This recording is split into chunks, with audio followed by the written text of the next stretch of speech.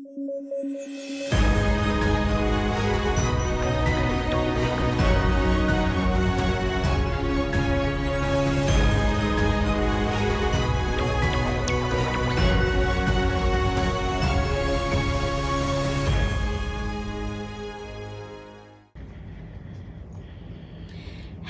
you are watching the latest edition of DBE TV News. Thank you for watching this bulletin every Friday on the DBE TV channel 122 on OpenView at 12 p.m. and on the Department of Basic Education's YouTube channel. Welcome. I am Tsehohajo Moagi. In our top stories this week, Minister Angie Motshekga engages CEOs of implementing agents of infrastructure projects. The Basic Education Department gives an update on the review of school infrastructure norms and standards process. Outgoing Umalusi Council, chaired by Professor John Volmink, thanked for their work. And Teacher Union NEPTOSA elects a new leader in KwaZulu-Natal. Let's start here. Basic Education Minister Angie Motshekga has warned implementing agents for school infrastructure projects that the time for excuses is over. Minister Motshekga held an extraordinary meeting with the CEOs of implementing agents at the Department of Basic Education's offices. The minister said the slow pace of delivery and poor workmanship would no longer be tolerated. Motshekga was joined by Deputy Minister Dr. Regina Mhaule and the Director General in the department, Matanzima Mweli. I'm not supposed to know more than you about your work. That's the bottom line. I can't know more than you about your work. But as I say, we often know more than you about the work that you're doing for us. You're not giving us good services. You're not monitoring your people. Some of the teachers, I always gave this example. I said, leave this to you, dear. I go to a school and say, can I look at your schedules? The principal Babazana explains, these kids can't even write. You're supposed to know. Look at it. He explains with me. And I sometimes find service providers doing the same thing. This workmanship, I mean, really, we explain together. It can't be. The things that were raised, you're supposed to have known first.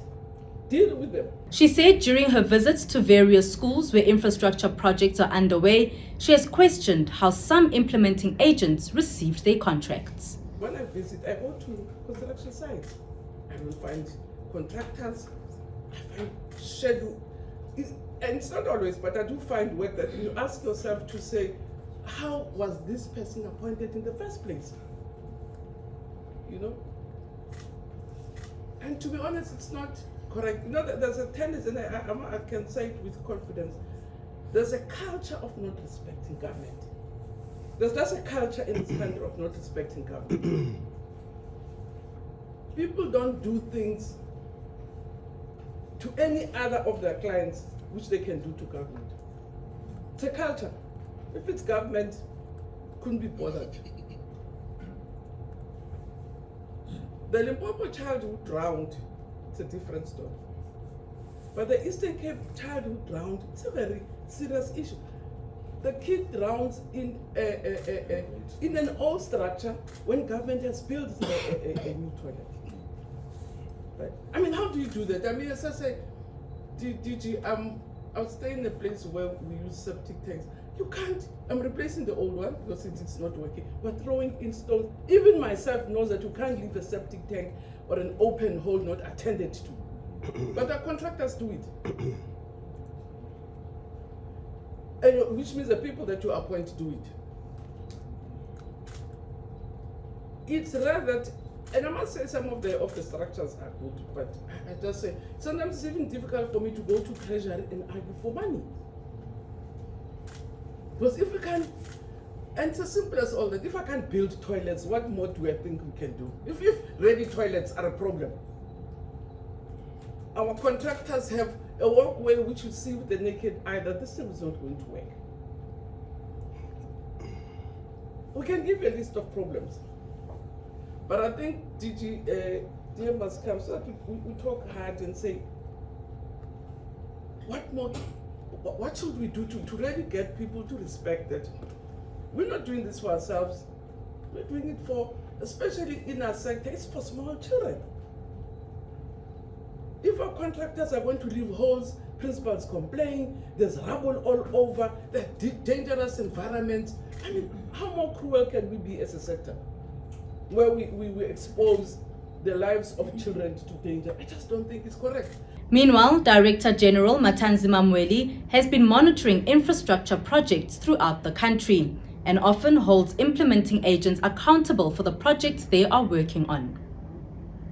Mweli has thanked the CEOs for working hard to make sure projects are completed on time. If there's no contractor on site, DM, that's what we brought in there. We don't wait for weeks and months to know. The principals will tell us. They observe first day, second day, they say it's now 2 days where we haven't experienced any activity on site. So that's the team. As I said, my role there is just the user. The real guys are people that you see on that screen with expertise, amazing expertise that we bring together. And that's why these reports are so credible. And I can put my head on the block for them. And we just outlining the expertise there that we find in there. And these are the meetings, the number of meetings that we had, including the ministry meetings, to just demonstrate. DM and Minister, when we prepared for the President last year, they said we must put this part of monitoring in. As we go to oversight structures, we also put them in.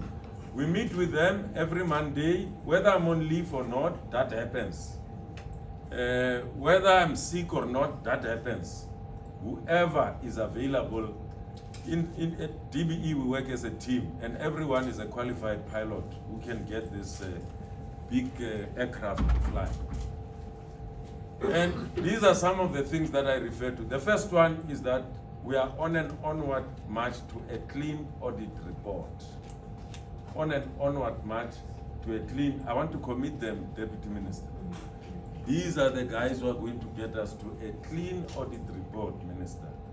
The Minister and DM must get that by 2022, 2023. When we go to 2024, it should just be a cherry on top and say, thank you, Minister and Deputy Minister, for your leadership. Deputy Minister Dr. Rejana Mhaule says the implementing agents are being trusted to do the work correctly and according to plan. Let's work together. Let's take, because we are all building our records, that we have a clean record. It's so good to be applauded, like Free State Education, to say what they said they will do, they are doing and they've done, and on time. So let's try to do that. The PSPs are appointed by us, so we cannot blame anybody if the PSPs are doing their own things and not reporting to us, not monitoring, not doing that and that. And they don't give, because in some other instances, through the presentations, Minister, we learned that the contractor is waiting for the PSP to come and give them direction, and they don't come because they are more of a profit.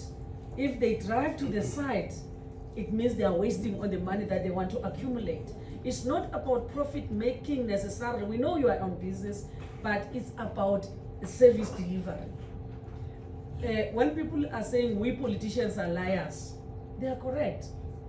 And they are correct, we are liars.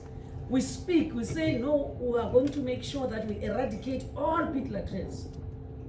But Minister is not going to any school to construct a toilet. It's relying on you. And the next thing, there's a change. Money is taken back to Treasury and no toilets. The department has received inputs on the review process of the regulations relating to the minimum norms and standards for the provision of public school infrastructure Inputs have been received from a variety of organizations and individuals, including non-government organizations, unions and private companies, and a provincial government. The department will now consolidate the amendments incorporating the comments received. This process will conclude on the 9th of September 2022.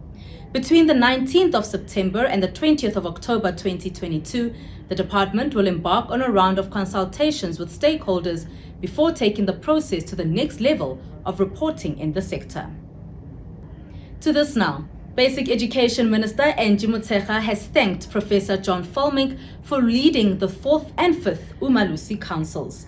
Motshekga addressed the outgoing Umalusi Council farewell function. The event also saw the retirement of Professor Volmink from the education sector. If you indulge me, I wish to really take this moment to thank Professor John Volmink for leading the 4th and 5th Umalusi Councils with distinction. He did so with a great deal of humility and a sense of commitment to the development of basic education in our country. Under Professor Volmink's visionary, transformational, and agile leadership, the 5th Council has sought to maintain high standards to basic education ecosystem. By doing so, the Council has endeavored to ensure that our nation's children and young adults have access to education and training that is as good as the best in the world. I was also very grateful, Prof, for the report that you got. I thought it was very heartening. The exercise that you conducted, or I was not speaking about it, the report about comparing us to other standards. Because when I knew democracy, sometimes we have some inferiority complex and we want to really have a sense of where are we in relation to other nations in the world. And it's a very helpful exercise to affirm, but also to point in areas where we can grow, because as a new democracy, it's very helpful for us to benchmark ourselves against other systems so that we develop the necessary confidence, but also the wisdom to really know where are the areas where we can grow. And thank you very much also for all the different research exercises that you've been doing as Umalusi. I really want to thank Professor Volmink for steering the Council's work towards fulfilling the objectives of our Constitution, which is to improve quality of life of all citizens and free the potential of every person, of each person. The 5th Council has performed very well in keeping management accountable and ensuring clean governance. The Council Chair and members are appointed by the Minister of Basic Education and consists of 15 members appointed for their professional expertise in education and training. Umalusi Council is responsible for the development and management of a sub-framework of qualifications for general and further education and training from NQF levels 1 to 4 and the attendant quality assurance, research and certification processes. Minister Motshekga has thanked the Council for the work they've done and for the advice given to the department. And one of the critical responsibilities for the Council has been to provide advice to the Minister of Basic Education, which we fully appreciated and really are very thankful for all the guidance, the support, the fights, and the happiness. Each time one is calling us, say, please, DG, before you sleep, you should tell me how it went. Because you're not sure how it would have gone. So thank you for all those fights, but also for all the great work that we've had from yourselves. And one of the critical responsibilities of the Council has been to provide advice, as I said, to ourselves. And I really want to thank the Council for its advice, for far concerning different aspects of its mandate on critical strategic issues impacting on our education system. When we return, we hear more about the pilot program for coding and robotics in the Western Cape. Research is showing that NSFAS supporting students on average are performing better than non-NSFAS supported students, which is also something that is very important because it says this almost complete wraparound program by government of NSFAS students is become very important. Also, the change from NSFAS being a loan to being a bursary has also made a very big difference because it has now even opened access to students, even in those institutions that were unaffordable in the earlier phase of NSFAS. Universities that have been more expensive, like University of Cape Town, Stellenbosch, Wits University, Pretoria, there's been a huge increase of the numbers of black students from poor families directly as a result of NSFAS and the kinds of difference that it has actually made. The KwaZulu-Natal Department of Education has appointed an acting principal at Grosvenor Girls High School. Mrs. Fredericks has assumed duties at the school following the suspension of the deputy principal after allegations of racism and the mismanagement of funds. The principal of the Durban High School has been requested to assist with implementing the financial systems for 2 months. The contracts of the SGB employees who were found guilty of fraudulently being employed are now being reviewed. The South African Council of Educators has agreed to assist with social cohesion programs that will assist in restoring order and peace within the school. The Basic Education Department is well on its way to develop a formal coding and robotics curriculum which provides learners with the necessary skills and competencies. This forms part of the 3 streams model, gradually being introduced into the school curriculum. With this model, the department believes it would provide differentiated offerings to learners and respond to the skills needed for the changing world. According to the department, the pilot of the curriculum in grades R to 3 took place during 2020 and in grades 4 to 6 during 2021. The last phase of piloting is being conducted in grades 7 to 9 this year. The Western Cape Education Department held a monitoring visit to Buertushalter Primary School in the Cape Winelands district. Currently, the provincial department has 11 pilot schools doing the coding and robotics. We've got our projects that we're running as after school activities. So currently we haven't started implementing it in curriculum, but we do have projects like the microbit clubs that we have. So for the past 2 years, we've had the Microbit Club and Buertushalter, where we're at today. They're part of that club. Where learners receive, where the schools received, we've got 5 schools here in Worcester, in the area around Worcester, that received microbits, boxes of 10 microbits. And we've got about, in each school, we've got 2 educators running those microbit clubs. And the teachers have done some training. We've got 2 sessions so far. Over the last 2 years, and these clubs are doing amazing work. The teachers are doing these activities with the learners after school. And here at Buertushalter, they've actually gone and they've also started with the Reach robot, the Reach project as well. So they've got 5 Reach robots that they are using and incorporating into their coding and robotics club. Yeah, and so we're also busy with another project now. The British Council with DBE has also, DBE has also partnered with the British Council, and we are running 6 schools in our district with the Microbit Club, and they've just started now this weekend. This week the schools will start with their clubs, and where each school received 40 microbits to start the coding robotics clubs in high schools. So that's about it. We've got many other schools doing coding and robotics as extramural clubs, but we're very much involved with coding and robotics. Stay tuned. After the break, we find out more about lesson studies on natural sciences training workshop that was held in Mpumalanga.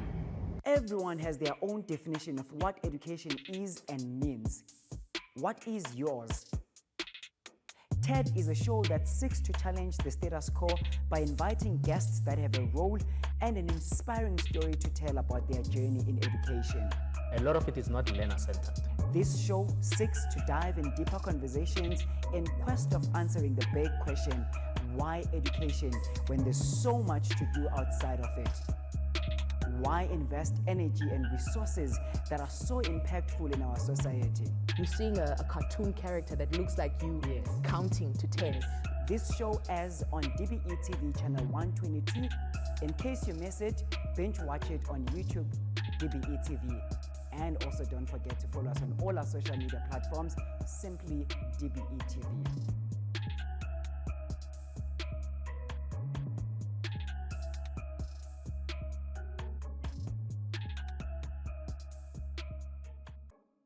The National Professional Teachers Organization of South Africa, NAPTOSA, in KwaZulu-Natal, has appointed a new leadership during its annual conference under the theme, Dancing in the Rain.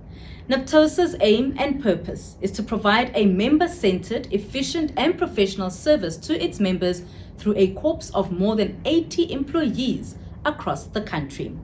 The newly elected chairperson says they aim to increase the membership of the teacher union. This day, as we begin our tenure of office as new executives with great focus to meet the new challenges ahead, we will endeavor to continue where the old executives ended by building trust through the involvement of everybody in our quest to make our lives here at NAPTOSA a happy and a dynamic one. It is our conviction that each of us will have a sense of responsibility towards each other, and with the conviction that when the strong help the weak, it makes us all strong. It must be noted that with a united front, we can stand on common ground to share the values of this great union, and in accordance with the motto of NAPTOSA, to serve our members with dignity. Some of the boxes we would like to tick before the end of our tenure is to increase the membership of NAPTOSA, to work closely with DBE, Mr. Ngobo, to address the matters obviously relating to appointments, infrastructure, and a whole lot more. Speaking at the event, the KZN Education Head of Department highlighted some of the plans the department has to bridge the education gap between rural and urban schools. One of the enduring challenges facing our province is that it is largely a rural province. In a historical context where schools in rural areas have been under-resourced for years as opposed to schools in urban areas.